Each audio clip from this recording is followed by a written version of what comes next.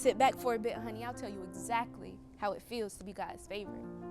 I'll tell you how it feels now that I know for sure that he knows my name. I'll tell you the prayer. See, they've been asking Cece for hers, but see, let me tell you about mine. Because I told you once before I had a testimony.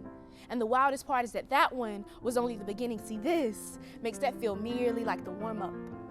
The interlude to this exhibition, this grand showing up, showing off, showing out in my life that God does. So allow me to reintroduce you to one of God's biggest flexes, greatest blessings. Here is yet another lesson for me to tell you, and you that this is my testimony.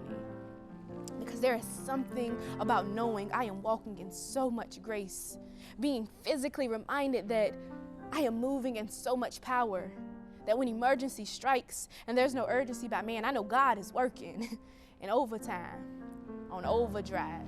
See, if you ask me, I was never wheeled through the hallways of a hospital. I was carried through this battle by God's grace. And the mind is a terrible thing to waste, so the enemy knew to try to attack the exact place where God has this gift of man, here. But God was everywhere. He was with me when it felt like my brain was on fire. I heard him through the Sunday service streaming live on the Roku. Reverend Raphael Warnock's voice bleeding through the rooms over the ringing in my ears. He was saying, we gonna be all right. We gonna be all right. So I knew we was gonna be all right. Even though sound was fading and light was blinding and brain was on fire, I knew Rev said it, but God sent it. We was gonna be all right. I heard someone once say, fear and doubt are the opposite of faith and God, and it changed my life.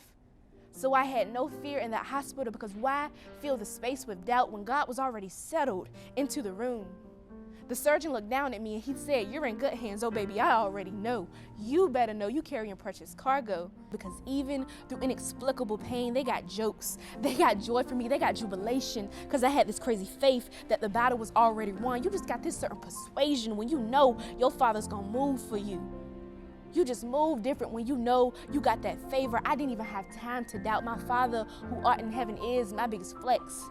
So as they prepped to put me under, I said, listen, docs, don't mean to be rude or none, but I need a quick one-on-one with the big dog out loud right quick. And part of the prayer was, God, I don't know what part of the plan this is or what chapter this is going to be, but I just know it's going to be one heck of a story. I never laid in a hospital bed wondering if I was going to be okay. I knew. And I knew when I opened my eyes and my hands instantly went into the air, baptized in anesthesia and the blood of Jesus, I resurfaced, reborn.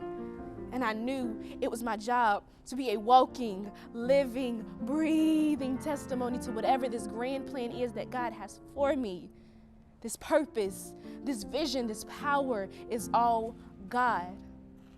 Recovery, they said the worst of it is behind you now, but is it?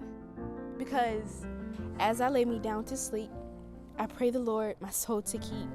These aches and pains too much to bear. I just didn't know if I wanted to stay here. But God, in the form of pastors, prayer warriors, and a fired up mama speeding down 85, pleading the blood, coming in slinging holy oil and hand sanitizer, kept me, reminded me that it was my turn to fight now, and I was not fighting alone. So we fought. Because if the devil was going to wage war on me like he was trying to, I was going to need an armor like no other to make it through, to tell this story like no other. I stayed prayed up, healing angels on the wall, Bible open to the book of Psalms, and God invited to the room. And ain't it something about knowing I am walking in so much grace, feeling that physical reminder that I am covered by God himself. I know it. I held his hand. I am so blessed. Ain't no way I could ever go back. Ain't no way I could ever walk the same. I'd be crazy to, because I've been reborn.